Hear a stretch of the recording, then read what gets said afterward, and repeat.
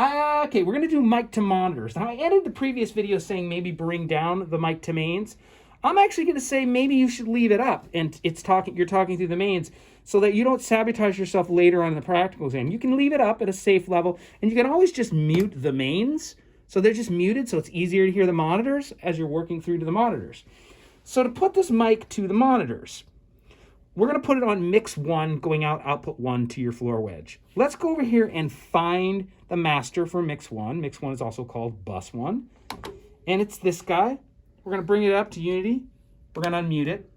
It defaults, that's interesting. It's supposed to, there we go. It's defaulting to post. We want to make it pre.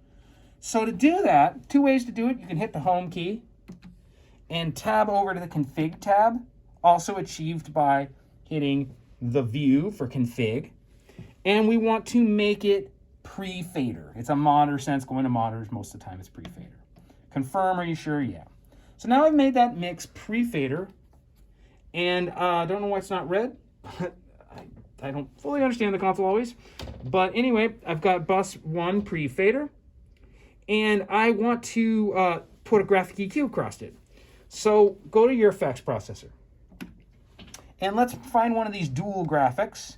And I'm going to go down to the next one. And I'm going to assign mix 1 across it. God, matrices, where are they? I will find them. Bus 1 is now called bus 1. This console, it's called different things in different screens. I'm going to hit enter, confirm it. Now that is bus 1 going off to the monitors. And the last thing to do with our monitor mix, this bus 1, is to send it out the right XLR jack. We're using XLR jack number 1 to go to our wedge. So we're going to do that with the routing key. And it's the same page we were on a moment ago, which was on the second page with tabs. Over here, find output 1, select it. Actually, don't select it. You don't have to do that. And pick mix bus 1.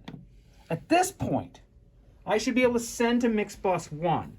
Now, there's a lot of different ways you can send things on this console. You could use knobs. You can use sends on fader.